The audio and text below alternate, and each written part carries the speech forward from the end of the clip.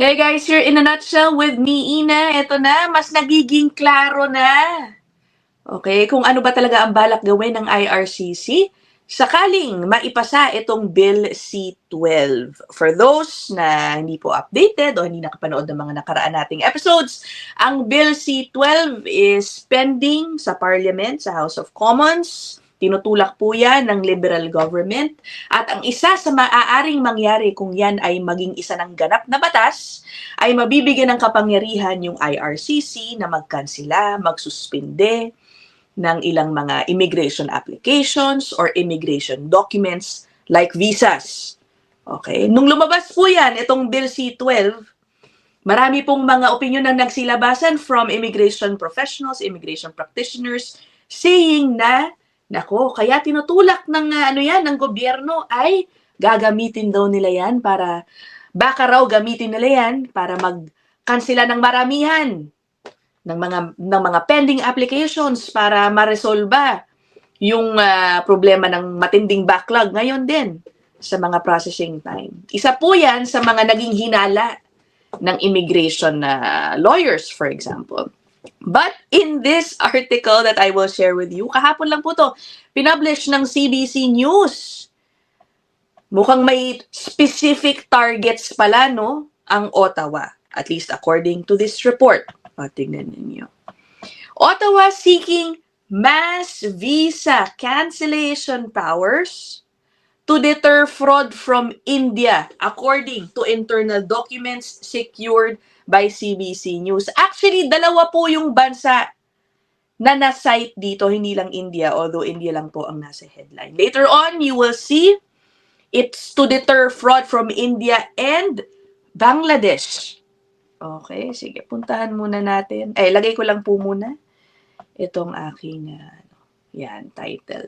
Now guys, it's making more sense to me yung mga sagot ni Immigration Minister Leila Diab sa House of Commons ng mga meeting doon nitong nakaraang linggo, which I shared with you, no? Yung ilang clips dyan. Babalikan natin ngayon.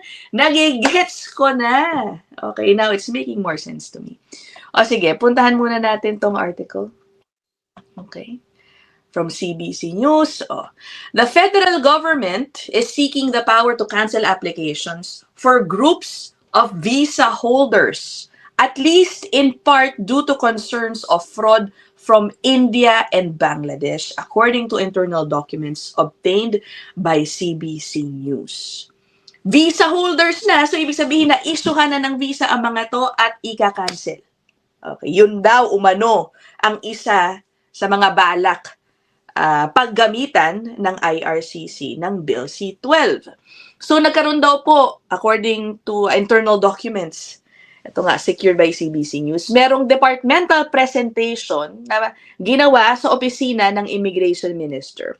At doon sinabi na yung IRCC at CBSA ay nakikipagtulungan na sa ilang mga US partners nito to identify and cancel fraudulent visitor visa applications.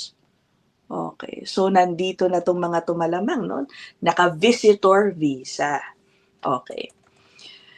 So, ayun, no? May working group daw na, ayun na nga, looking into this. And according to the presentation, nag-single out, may single out na dalawang bansa, India and Bangladesh, at tinag ito as country-specific challenges. So we can assume na yung sinasabing fraud na gusto nilang i-curb o labanan ay nanggagaling karamihan sa India at Bangladesh. Okay. So ayun, again, this is from CBC News, published November 3, 2025. Puntahan natin yung kopya ulit ng Bill C-12, sa kung ano ba ang kapangyarihang pwedeng mabigay sa IRCC kung ito ay maipasa. Yan, ito po yan. Okay? Yan. This is the draft bill posted sa official website ng Parliament of Canada, Bill C-12. Ayan, puntahan natin po itong provision na ito. This mentions the types of documents that could be canceled. Okay? Kung maipasa po ito as it is in this form. If the governor and council is of the opinion that it is in the public interest to do so, the governor and council may, ito na, cancel or vary documents including permanent resident visas, permanent resident cards, temporary resident visas, electronic travel authorizations, temporary resident permits, work permits, or study permits. So, hindi lang po yung mga pending applications, ang pwedeng kansilahin na wala pang desisyon. Hindi lang yun. Existing, already issued documents pwedeng i-cancel kung maipasa itong Bill C-12. Grabe, no? O, sige. Sabi ko sa inyo, mas nagigets ko na ngayon yung mga sagot ni Immigration Minister, no?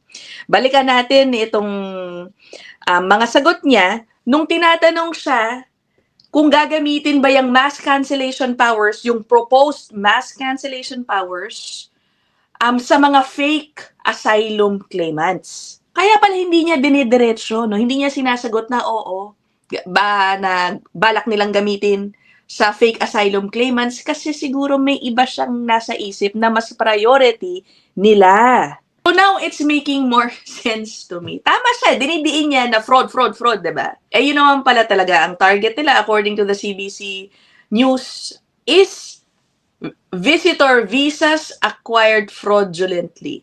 Now, I'm not saying that that is the only target, that is the only plan. Maaring meron pa. But let's just focus on what CBC News found doon sa internal documents nga na nakita daw po nila. Okay?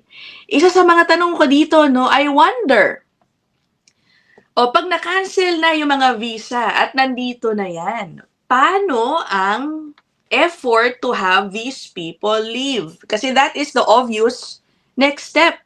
Hindi ba? Ito na naman tayo. Ito na. Na-cancel na yung visa. Wala ng status. Yung, let's say, some people from India and Bangladesh who acquired their visas here fraudulently. Palagay nyo, sasakay na lang ng eroplano yan, ganun-ganun na lang at magsisialisan. Hindi na ako magugulat kung magkaroon, let's say, ng mga panawagan to parang come up with a separate program to ensure that those with canceled visas would leave. Lalo na kung ang sinasabi, pineki nila tong kanilang, visa. In-acquire nila through fraudulent means. Okay. With that, meron akong i-share sa inyo. From the same hearing nito.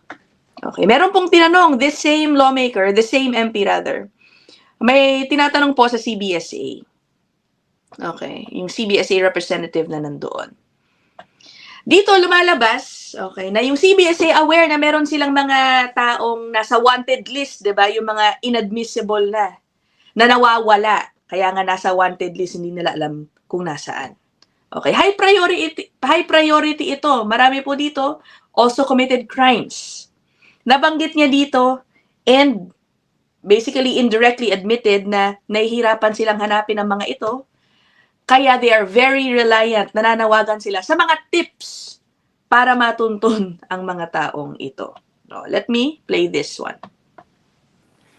With Mark Carney supposedly wanting to get tough on crime again, I presume he has asked CBSA to once again publish this information? Well, when we look at how we get information about people who may be in the country illegal or who are inadmissible, we look at a variety of tools. When we did our own assessment of that program, it wasn't as effective as, say, tips that we got from the public. Okay, sorry to interrupt you, but the idea of a most wanted foreign criminals to be deported is not something that CBSA is currently pursuing. We're not currently pursuing that, but we are encouraging people to provide us tips and information when they have information about anybody who's here inadmissible. So ayun, did you hear that? They are not, kumbaga, actively pursuing these wanted foreign nationals who committed crime. Okay, sabi nila yung existing tools nila to pursue these have not been effective according to their assessment. Kaya patuloy ang kanilang pananawagan sa mga tips para mahanap ang mga taong to. Bakit ko pinlay yung video na yan na very timely sa topic natin? Kasi magiging problema din yan, magiging issue din yan sakaling maipasa yung Bill C-12 at mangyari itong sinasabing gustong gawin ng IRCC na mass visa cancellations. O na-cancel na ang mga visa. In short, inadmissible na yung mga taong yun na maapektuhan. O, how will you locate them? Di ba? Parang yung mga wanted. Wanted na nga yan eh. High priority pa rin yan. Mga criminal talaga yan, no? Hindi sila matuntun. Paano itong mga ma-out of status because wala na silang valid visas? Di ba? I'm sure this issue will be raised if matuloy talaga ito. Because tulad ng nabanggit ko rin, this early, ang dami na pong nag-oppose dyan sa Bill C-12. Okay? Because of these types of discussions, diba, nare-raise yung awareness sa issue and it's opening up spaces for opposition. Who knows, baka hindi rin maipasa yung Bill C-12, diba? Let me show you one example lang before I close. Isang example ng mga nananawagan na wag ipasa ang Bill C-12. Ito po yan. Oh. Siyempre, as expected. Isang grupo ng mga advocates for migrant workers, Migrant Rights Network, sabi, Stop Bill C-12, Defend Migrants and Refugees. Yan. So maraming mga ganitong grupo and also even politicians who are against Bill C-12. Tignan na lang natin, abangan natin kung ano ba ang magiging development dyan. But at least, okay, this episode, that report from CBC News, again, gives us an idea kung ano ba ang gustong gawin ng IRCC. Okay, dito na muna tayo. I will end this episode here. I look forward to reading your comments. Nagsasawa na ba kayo sa usapin ng mass cancellation? Pasensya na, no? Parang biglang ang daming mga development, Anyway, okay, sige. Bye na muna. I'll see you guys in the next one.